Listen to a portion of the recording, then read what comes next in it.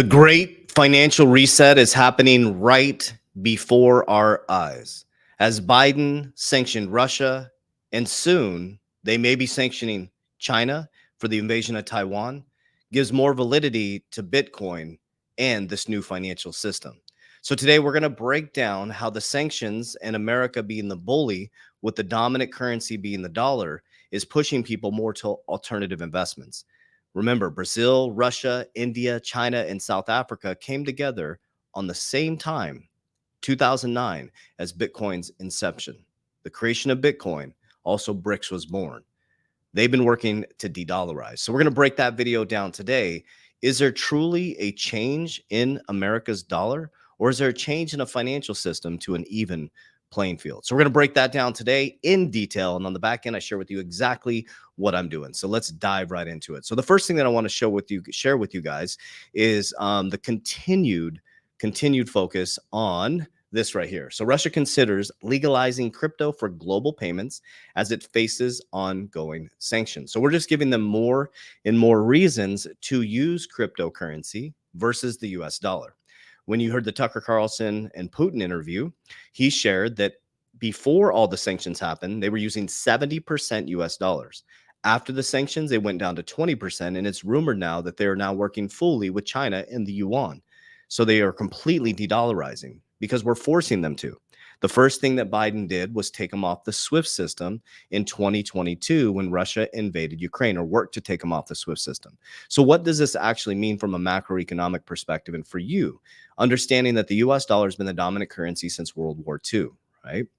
And what we started to do is we started to weaponize the US dollar. Instead of making it something to make it more productive, to help countries around the world grow, to make an economic strength, we've used it to weaponize. And so finally, countries are getting frustrated: Brazil, Russia, India, China, and South Africa. And I'm going to show you a very important video once again of Janet Yellen saying, hey, we're worried about this. All these sanctions we're putting on could weaken the dollar. This is from the Treasury Secretary, not from me.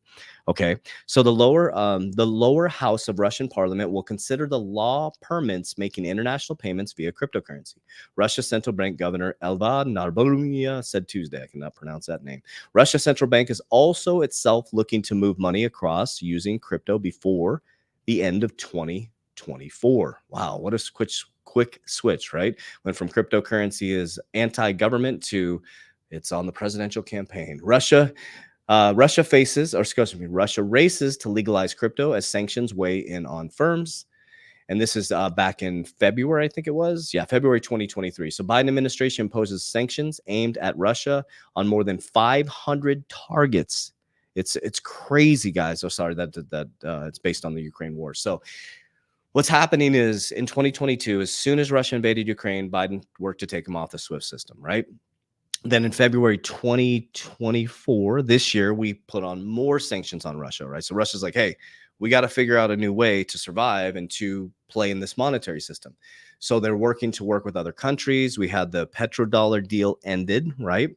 And so now those countries are working to trade oil outside of US dollars, which made us the most dominant currency. But I really believe we're in a transition. As Trump said 7 years ago, we're going to be on an even playing field sooner than we know it. You need to pay attention. Then all of a sudden, it's part of his presidential campaign. He wants to bring Bitcoin as a reserve here in America. They want to make Bitcoin the mining capital. They want to bring all the innovation here. It's going to be a gold rush when it comes to cryptocurrency. That's what it's going to be. Right. So let's listen from the horse's mouth. This was 3 weeks ago. Okay. This was Treasury Secretary Janet Yellen testifies before the House Financial Services.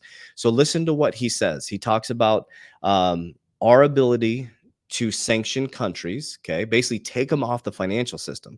This is how much power we have. Listen to this, and then listen to her concern. It's going to be about 3-minute video, but listen to her concern on the back end of this. This is Janet Yellen, the Treasury Secretary of the United States. My concern initially was a very slow. Hold on, I do 2x speed and research. Let's take that off. Boom. There we go. Response with regards to sanctions that were put on all the things that could be helpful to Russia whenever they invaded Ukraine. And so I ask you, in the last couple of times you've been here, as you're in your position as the head of FSOC, is there a committee or a group that's being put together to be able to have sanctions immediately ready to put on China when China invades Taiwan. Our own generals say it's going to happen over the next 3 years. So therefore, I think we need to have a plan in place so it doesn't take several months like it did with Russia, because I think in order for us to be impactful, we've got to do this very quickly. So okay, so let's recap what he just said. He said, do you have a plan in place to put sanctions financially on China if they invade Taiwan? So now we put all these sanctions on Russia, and then if China does invade Taiwan in the next couple of years, we're going to put sanctions on them now. So now you're going to have China completely detached from the dollar. You can have Russia detached from the dollar. China, Brazil, Russia, India, China, and South Africa. Brazil, like, think about this. Now it kind of makes sense, which I'm going to share with you tomorrow, how Ripple and Brazil are starting to really ramp up. May it make sense? Because Ripple is working with a lot of these countries in Brazil, Russia, India, and China, South Africa, right? So America bullying everybody throughout the world, the bully's getting punched in the face now, right? And we're not looking good, guys. Our monetary system is jacked. Now, the good news is we are the strongest economy, right? And we have the ability to grow our way out of it. We're the most innovative. We have the biggest military. We have the most innovation, science, all that stuff. So we will be able to get our way out of this, but we have to have the right people leading this. So you indicated last time you were here that there is a committee that's working on this. Would you like to discuss it a little bit more? Sir, there are interagency discussions around Taiwan. Do those discussions include working with our allies to be able to identify different entities, different groups, to be able to sanction and make it more difficult for China to economically continue once they invade and we put sanctions on them? Okay, so listen to what he just said. He said, if China invades Taiwan, we're going to do the same thing we did to Russia, furthering the narrative that they're going to go into blockchain. They're going to use their own centralized currency. They're creating their own, the BRICS is creating their own central bank, guys. They have their own banking system. They're working on this. This is just another narrative. So is this just something that's playing itself out, or is this all things that are happening now? I think it's a big shift, guys, if you understand history and how things change in the changing world order. I'm sorry, I'm not really able to discuss. I don't want specifics. I just want generalities here. I understand, but I think it's important for us to know as a committee to provide our oversight that there is a concern about this, number one, and number two, that there are discussions going on and they include allies to be able to address this issue when and if it occurs. We have many discussions about common issues with our allies, and I would include this in that list, but I'm not able to provide I understand any that. specifics. Thank you very much. Now listen to this one. Next question is a little bit different. What's your greatest concern when it comes to foreign finance issues like this? When it comes to what? With foreign finance, we're talking about foreign financial institutions and different issues today with regards to international financial system. What's your greatest concern about all of this? About foreign financial institutions? Yeah. Things that you're involved in, things that are concerning to our country with regards to whether it be CFIUS or whether it be sanctions or whether it be, international artificial intelligence. She's about to admit what they're doing to our financial system by sanctioning. Listen. What's the biggest concern you have when it comes to international financial relationships and issues? Well, I have many different concerns, but in the realm of sanctions, we have very powerful sanctions that are available because of the important role of the dollar in international transactions. The ability to cut off foreign banks or other businesses or individuals from the ability to transact through the U.S. financial system and to participate in the dollarized. Okay, so basically your protection of the dollar is one of your greatest concerns. I think that's important, and the more we have used sanctions, the more countries look for ways to engage in financial transactions that don't involve the dollar. Okay, according to executive order. There you go. I mean, that's from the horse's mouth right there. She just said, listen, what we're doing, sanctioning Russia, force them to get off the dollar. Now, hey, if China invades Taiwan, because we got semiconductors over there, we're cutting them off the financial system. Two superpowers. We're going to cut them off the financial system, and they're teaming up with Brazil, Russia, India, China, South Africa. They're inviting all these countries in there. countries that are innovating, countries that are working with blockchain technology, companies that are growing, or excuse me, countries that are growing their way. As America, you got Janet Yellen, who has to look at a PowerPoint to figure out that we're at 30. Remember when we were at 33 trillion in debt and she had to look at a PowerPoint? Now we're at 35 trillion in debt. It's time to wake up, America. It's time to stop waiting for November 4th and waiting for a savior. Nobody's coming to save you, man. You got to get serious about your finances. You got to get super serious about your finances. First, financial literacy. Understand that America's all debt. We're 100% debt. That's why wealthy people use debt to get wealthy.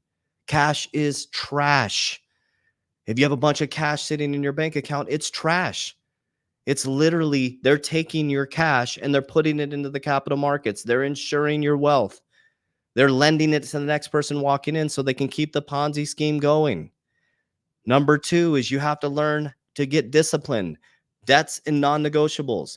Get rid of all bad debts and get down to non-negotiables. These are my non-negotiables. This is my net for my family. Anything above that is number three. Learn how to invest. Study the markets. Study innovative technology. Study waves of energy that are coming, right? Start to invest. Number four, learn how to diversify. Once you profit, pull profits, house money, and start to diversify across different platforms. Learn diversification. And number five, protect that wealth. Build a trust around it. I have the Rockefeller waterfall system set up over mine. This is all stuff that I first learned being broke on my parents' couch. I went to the library and I started studying because I was so effing fed up with the bullshit that was happening when they shut my business down in 2020. I was like, I'm done with people taking away the ability for me to take care of my family. I'm absolutely fed up. I was done. I wasn't going to sit there and be at the mercy of someone saying, no, you can't open your company. And they took away all my ability to take care of my family. Never again. Never again. So I made it my mission to understand how money moves through the system. And the 1% always end up the 1%. If you give $1 million to every single person in society, listen to me. If you give $1 million to every single person in society, Jim Rohn, it will end up in the same 1%'s hand because they have not taught us financial literacy. If you're financially illiterate, it's going to end up right back in the same 1% hand. So your number one thing is financial literacy. Number two is financial discipline. Number three is you need to learn how to invest. Then you need to learn how to diversify. And then you need to learn how to protect that money with your life. Rule number one is protect the money. Rule number two is follow rule number one, Warren Buffett. So that's what I do. I pull from the left side of the risk pyramid. I've done very well in cryptocurrency, but because I do the opposite, as everybody's rushing in 2024, 2025 on the back into 2024, going to 2025, trying to get rich quick. We don't get rich quick. We get wealthy for sure. We're patient. We're persistent. The long person that can stay in the market the longest and be a non-emotional wins. I pull on the way up as everybody's coming in. I pull it down the risk pyramid. I personally insure my wealth. I'm going to invest more in my businesses. We're future-proofing our business. We're creating 3T media. We're going to go into media and distribution and more education, right? Things that are the wave of the future, right? I'm using silver as my bartability, and I'm using Bitcoin as my gold, and we're going into multifamily here in 2025. It's my exact plan. That's what I'm doing. So I love you guys. I appreciate you. If you need any support with wealth retirement strategies, I have a team ready to help you out. So if you click the description of this video, click the link, fill out the needs assessment. My qualified team member will reach out to you. It's absolutely free consultation. Be careful of scammers out there. We'll never proactively DM you. Do not have an investment platform. I'm never asking about your crypto. That's not me on Telegram. That's not me on Instagram reaching out to you. Okay. Absolutely free consultation. It's a needs assessment. We can help you with wealth retirement strategies. Okay. Or you click my social media link, just click right there on that little link and you'll see needs assessment. And the proper team member reach out to you. They're going to call you, they're going to text you, and they're going to email you. So I love you guys. I appreciate you. As we always say, warriors rise. I'll see you on the inside.